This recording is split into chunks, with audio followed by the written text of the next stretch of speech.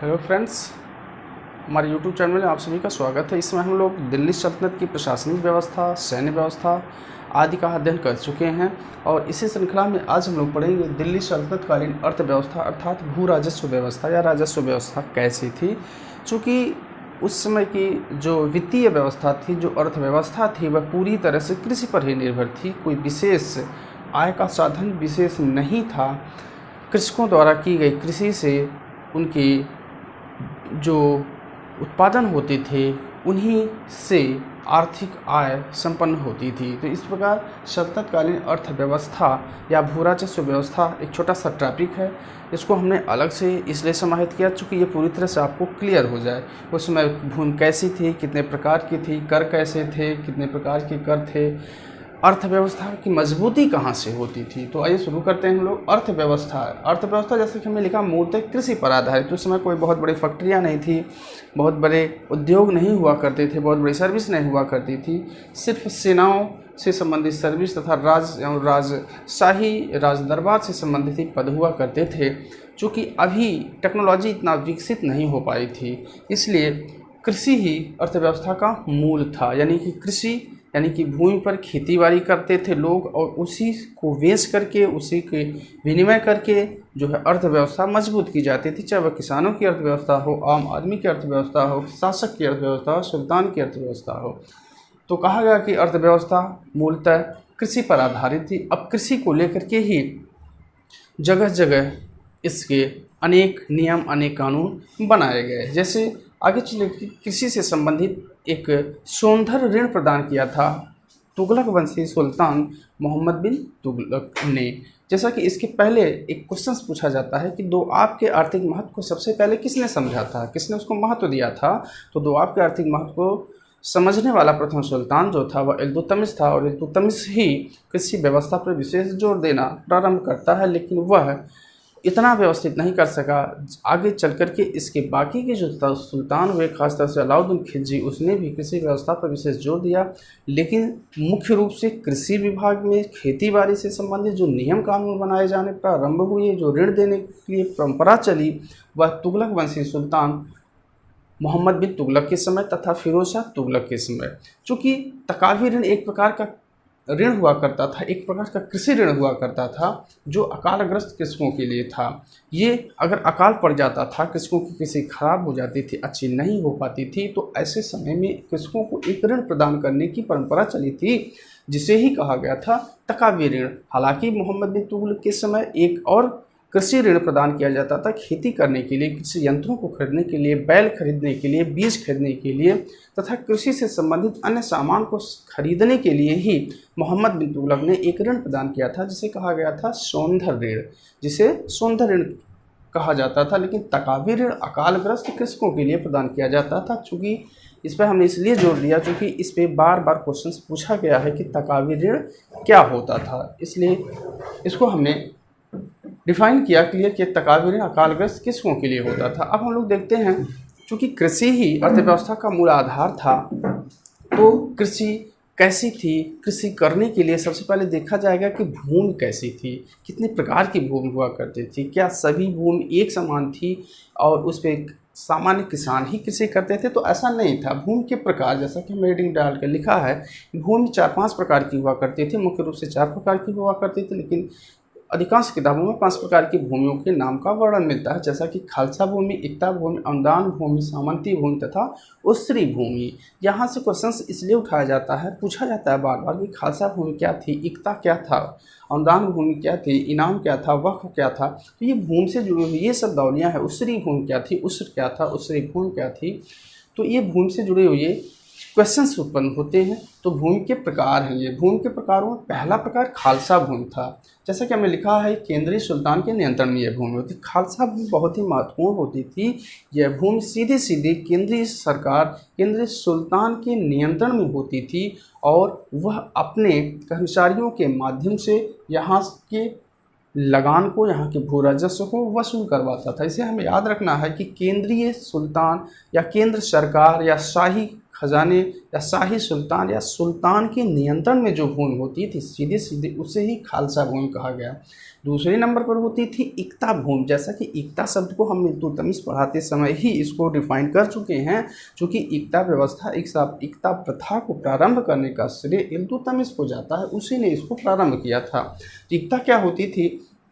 इक्ता जो भूमि होती थी, यह जो छोटे छोटे जो इक्ताएँ होती थी जो प्रांत के रूप में हुआ करते थे, वहाँ के जो प्रमुख होते थे उन्हें इक्तादार कहा जाता था। तो उन्हीं के नियंत्रण में जो भूमि होती थी उसे इक्ता भूमि कहा जाता था। और चूँकि राज्य के लेवल पर, प्रांत के लेवल पर या इक्ता के लेवल पर उसके जो प्रमुख कर्मचारी होते थे लगान वसूली के लिए, उन्हें वली तथा मुक्ति कहा जाता था, जो इक्तादार की मदद करते थे, इक्तादार की सहायता करते थे। यानी इक्तादार इक्ता का प्रमुख होता था, वह सर्व प्रमुख होता था प्रांत का यानी इक्ता का, और इसकी सहायता के लिए वली तथा मुक्ति होते थे। और वली तथा मुक्ति का मुख्य काम जो होता था वह लगान वसूल करना इक्ताओं से। केंद्र खालसा भूमि से का मतलब नहीं होता जो कि इक्ता यानी कि इक्तादार के नियंत्रण में जो भूमि होती थी, राज्य के नियंत्रण अर्थात प्रांत के नियंत्रण में जो भूमि होती थी, वहाँ से लगान वसूली का कार्य वली तथा मुक्ति द्वारा किया जाता था। और ये वहाँ से लगान वसूल करके उसका कुछ हिस्सा इक्तादार को प्रदान करके बाकी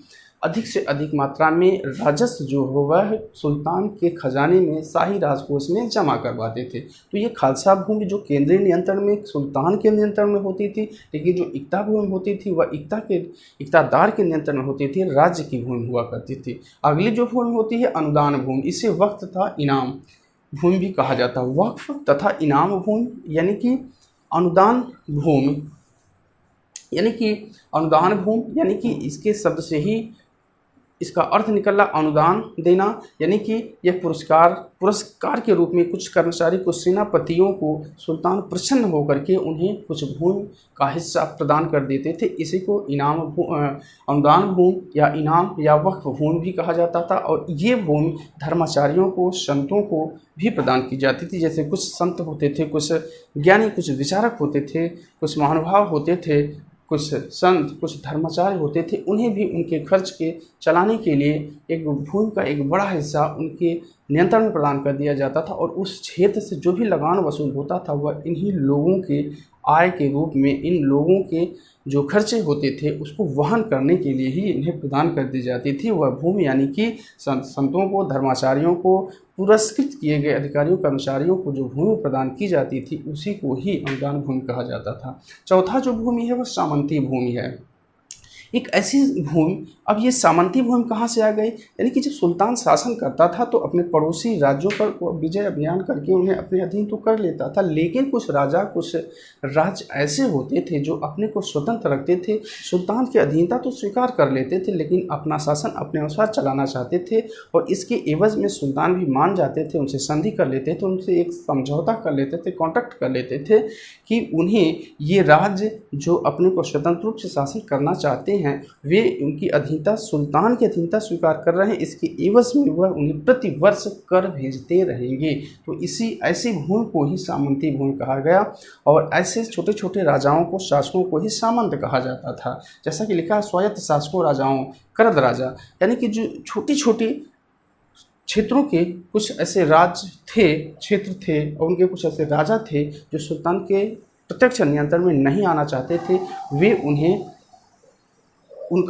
उनकी अधीनता तो स्वीकार करना चाहते थे लेकिन उनके प्रत्यक्ष नियंत्रण में नहीं रहना चाहते बल्कि अपना शासन ही चलाना चाहते थे। तो ऐसे में राजा से ही, यानी सुल्तान से और राजा से संधि हो जाते थे कि आप प्रतिवर्ष में कर भेजते रहेंगे इस बड़े पूरे हिस्से का। तो ऐसी भूमि को ही ये सामंती भूमि कहा गया। नेक्स्ट होता है उसरी भूमि। उसरी भूमि कुछ भारतीय मुसलमानों को प्रदान कर दी जाती थी। उनकी सेवा को देखते हुए, उनके जो है कि सुल्तान के प्रति स्वामी भक्ति को देखते हुए जो भारतीय मुसलमान होते थे उन्हें वह भूमि प्रदान की जाती थी और उन्हें उस पूरे भू राजस्व का 1/10 भाग सुल्तान के राजकोष में कर के रूप में जमा करना पड़ता था। तो इस प्रकार ये खालसा भूमि, इक्ता भूमि, अनुदान भूमि, सामंती भूमि तथा उसरी भूमि थी। एक भूमि होती थी मवास भूमि।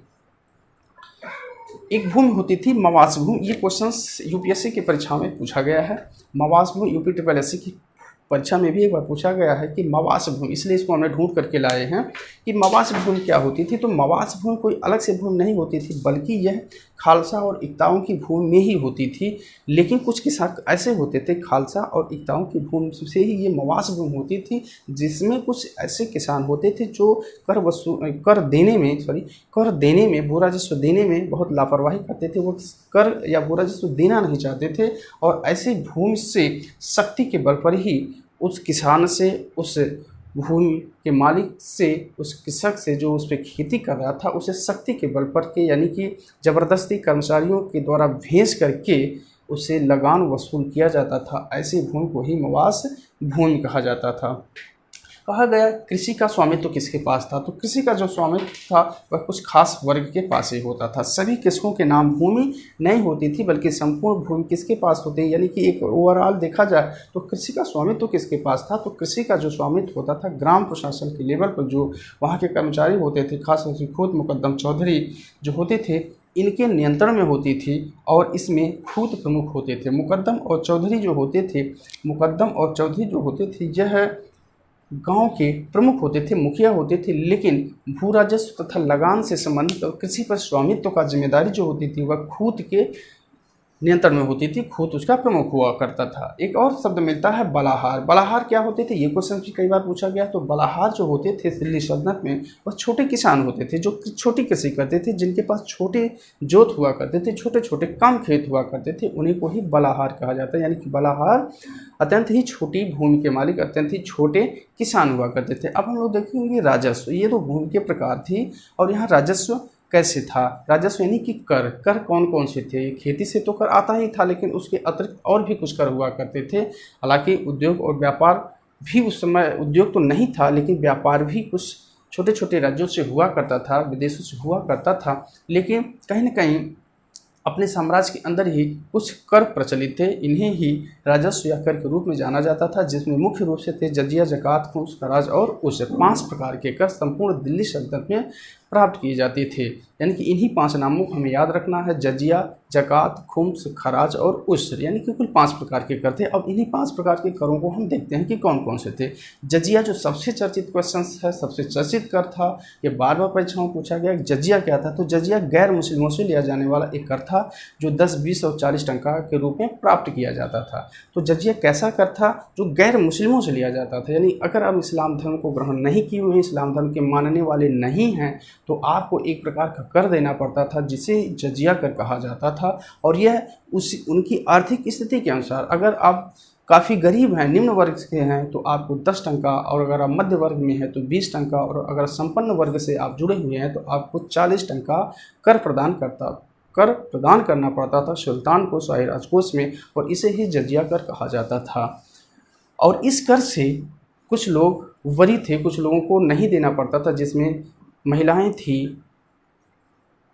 थी, बच्चे थे, अत्यंत निर्धन लोग थे, विकलांग थे तथा ब्राह्मण भी थे। यानी कि ब्राह्मण, बच्चे, महिलाएं, विकलांग तथा पूरी तरह से असक्षम जो शारीरिक श्रम करने में असक्षम व्यक्ति थे, उनको इस कर से मुक्ति प्रदान की गई थी। खासतौर से बार बार पूछा गया है कि जजिया कर से कौन लोग मुक्त थे, जिसमें ब्राह्मण भी जजिया कर से मुक्त होते थे। लेकिन फिरोज शाह तुगलक जब सुल्तान हुआ तो उसने ही सबसे पहले ब्राह्मणों पर भी जजिया कर लगाया। इन सारी चीज़ों का डिस्कशन हमने फिरोज शाह तुगलक वाले वीडियो में किया हुआ है।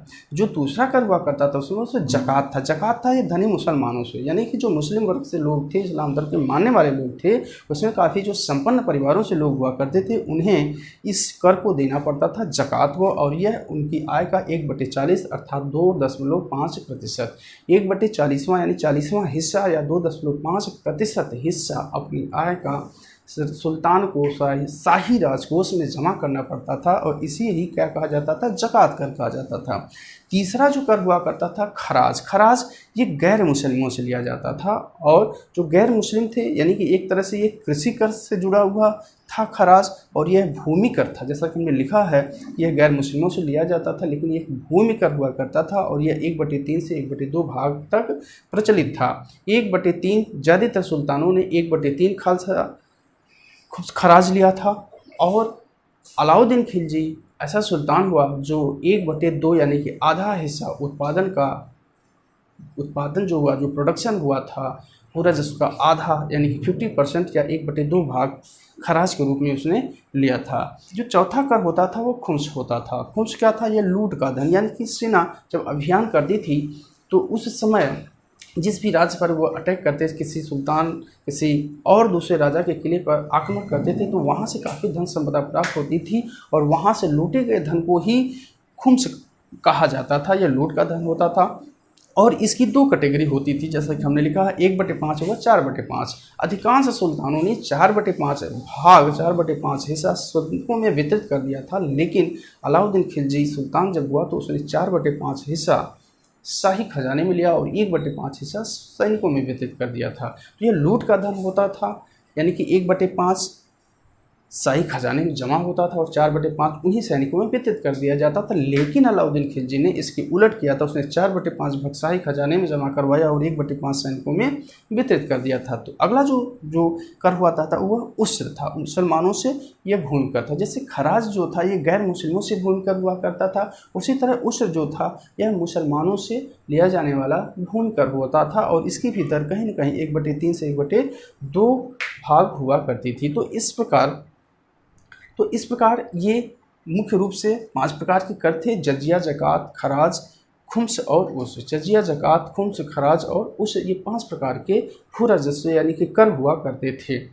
तो इस प्रकार आगे हम देखेंगे भू राजस्व का निर्धारण कैसे होता था। यहाँ तो भूमि का प्रकार थी, चूँकि कृषि ही राज्य व्यवस्था अर्थव्यवस्था का मुख्य आधार था, इसलिए ये खेती के प्रकार थे और यहाँ यह करों के प्रकार थे। लेकिन उसका भू राजस्व का निर्धारण कैसे किया जाता था इसको हम थोड़ा सा देखेंगे। चूँकि भू राजस्व का जो निर्धारण था वह 3 प्रकार से होता था। एक था बटाई, दूसरी थी मशाहत और तीसरी थी मुक्ताई। भू राजस्व का निर्धारण कैसे होता था? 3 प्रकार हुआ करते थे। एक थी बटाई, दूसरी थी मशाहत और तीसरी थी मुक्ताई। तो बटाई हम लोग देखते हैं।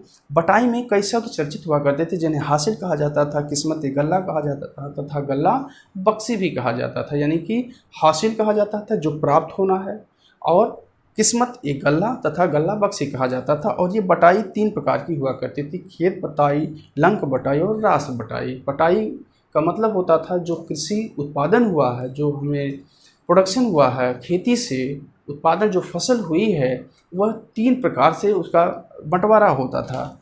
जैसे खेत बटाई, लंक बटाई, रास बटाई। यानी खेत बटाई यानी कि कृषि क्षेत्र में खेती पर, भूमि पर जब फसल बो दी जाती थी उसके उगने के बाद से ही उसको बांट दिया जाता था कि कितने हिस्सा राजस्व के रूप में देना है और कितने हिस्से को कृषक अपने पास रखेगा। इसे खेत बटाई यानी खेत में ही खड़ी फसल को ही बांट दिया जाता था। दूसरी होती थी लंक बटाई, यानी कि कटने से पहले जब फसल तैयार हो जाती थी तो उसी समय ही खेत के हिस्से को बांट दिया जाता था कि इतना हिस्सा कृषक ले जाएगा और इतना हिस्सा शाही राजकोष में जमा किया जाएगा। इसे लंक बटाई कहा गया। और तीसरी जो होती थी वह रास बटाई। रास में होता है जो है फसलों का ढेर, फसल जो उत्पादित हो गई, चाहे गेहूँ हो, जौ हो, चावल हो, ज्वार हो, बाजरा हो, जो भी फसल हो, यानी कि रास, जब वह उसकी मड़ाई करने के बाद, जैसे गेहूं अगर है वह बुआई हुई, उसकी सिंचाई हुई, लास्ट में कटाई हुई और मड़ाई हो गई, यानी कि पूरी तरह से वह फसल तैयार हो गई और उसकी मड़ाई कर दी गई, वह रास के रूप में यानी अन्न के रूप में, खाद्यान्न के रूप में जब वो तैयार हो जाती थी तो उसको हिस्से के रूप में 2 भागों में बांट, 2 भागों का मतलब है कि वह उसका कुछ हिस्सा जो निर्धारित कर दिया गया था, जैसा कि हमने ऊपर बताया है, वह कृषक को, और बाकी जो हिस्सा होता था राजकोष का उसे शाही राज खजाने में, शाही कोष में जमा कर दिया जाता था। इसे रास बटाई कहा जाता है। यानी कि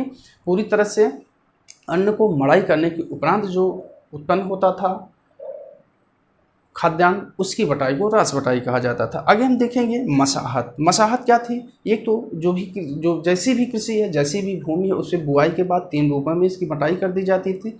लेकिन दूसरी जो भू राजस्व निर्धारण की दर थी, स्थिति थी, वह थी मशाहत। मशाहत कहा जाता था नाप जोख उपज के आधार पर, यानी कि पहले भूमि की नाप जोख कराई जाती थी। मशाहत की प्रक्रिया को अलाउद्दीन खिलजी के द्वारा प्रारंभ किया गया था। भूमि की नाप जोख करवाई जाती थी और उपज के आधार पर, भूमि की नाप करवाने के बाद तथा उपज कैसी हुई, उत्पादन कैसा हुआ, उसके आधार पर कर का निर्धारण कर दिया जाता था और इसे ही मशाहत कहा गया था। अगला होता है मुक्ताई। मुक्ताई क्या थी, यानी कि जो भू राजस्व का निर्धारण किया जाता था उसके 3 प्रकार थे। बटाई थी, मसाहत थी और मुक्ताई थी। मुक्ताई क्या होता था, तो मुक्ताई ऐसी स्थिति हुआ करती थी कि कृषक और कर्मचारी की आपसी सहमति, यहाँ पर कोई विशेष ना तो नापजोख हो रहा, ना तो बार बार इसके भू राजस्व को वसूल करने की बातें हो रही हैं, बल्कि मुक्ताई में कृषक तथा जो सुल्तान के कर्मचारी होते थे उन दोनों के बीच आपसी सहमति से एक राजस्व कर या भू राजस्व को निर्धारित कर दिया जाता था उन कृषकों से, यानी कि कृषक और कर्मचारियों के बीच आपसी सहमति से जो कर का निर्धारण कर दिया जाता था उसे ही क्या कहा जाता था, उसे ही मुक्ताई कहा जाता था। और वही दोनों की सहमति से निर्धारित किए गए कर को राजकोष में कर्मचारियों के द्वारा ले जाकर के जमा किया जाता था। तो इस पर स्टूडेंट्स, इस प्रकार हमने देखा कि यह भू राजस्व या अर्थव्यवस्था जो मूलतः कृषि पर आधारित थी, यहाँ से क्वेश्चंस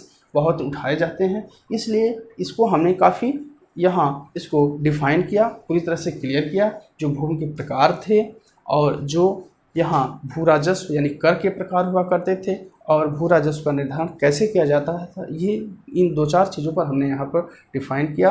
और अगले टॉपिक में हम लोग पुनः दिल्ली सल्तनत के अभी स्थापत्य और साहित्य को भी अध्ययन करेंगे। तो इस वीडियो को जब आप कई बार देखेंगे तो आपको पूरी तरह से क्लियर हो जाएगा। यहाँ से क्वेश्चंस भी खूब उठाए जाते हैं, क्योंकि राजनीतिक इतिहास की तुलना में अगर देखा जाए तो इन टॉपिकों से, चाहे वह साहित्य हो, स्थापत्य हो, भू राजस्व हो, अर्थव्यवस्था हो, इन सारे टॉपिकों से क्वेश्चंस जरूर उठाए जाते हैं अधिकांश परीक्षाओं में, सभी परीक्षाओं में लगभग। तो अगली वीडियो में फिर मिलते हैं, तब तक आप लाइक और सब्सक्राइब करते रहें। वीडियो को बार बार सुनेंगे तो आपको पूरी तरह से यह याद हो जाएगा। Okay, thanks.